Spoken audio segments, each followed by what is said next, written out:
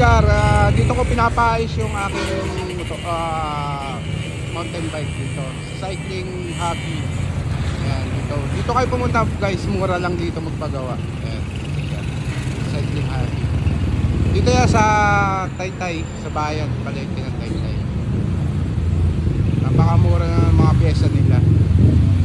Dati ito yung kay PJ Bonsa. Gar, pinaayos ko na yung aking MTB.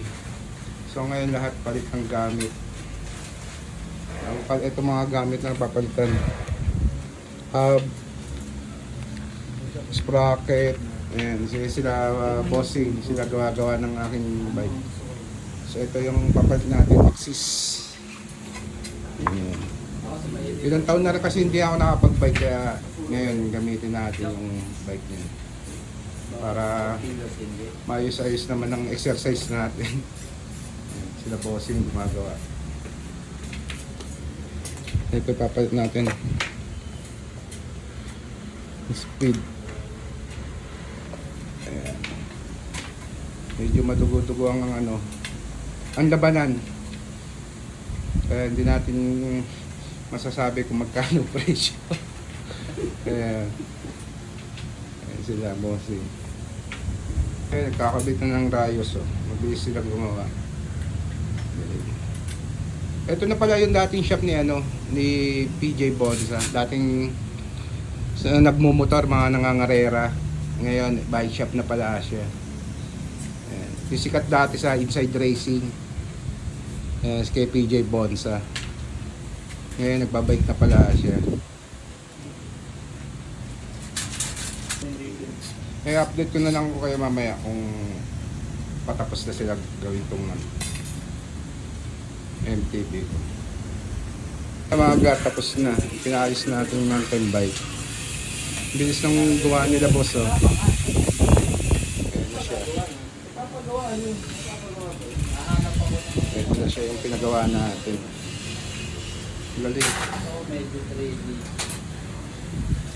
Ito na siya. Ayan.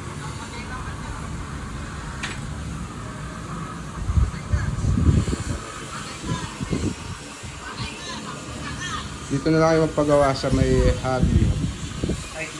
Yan, cycling hobby. Sulit magpagawa rito.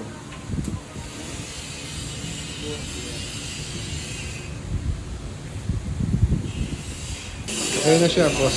Gawa na siya mga god. Ayun siya.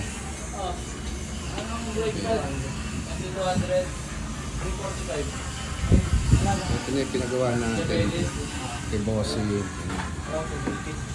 Bilis. Bilis sila gumawa. Sulit. Sulit na gumawa sila. Pulido. Eh, yun si boss. Yung gumawa.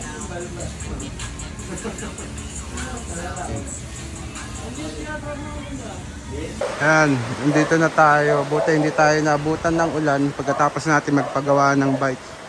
Ayun o, dilim mo. Nakarating na sa bahay, sa wakas. Sarap mag-bike, talagang palabas ang pawis lahat, tsaka nakapag-exercise.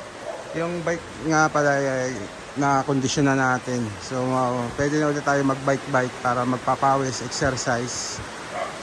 Lakas ng ulan no. Hanggang dito na lang aking vlog mga gar. Okay, salamat, ingat, ride safe.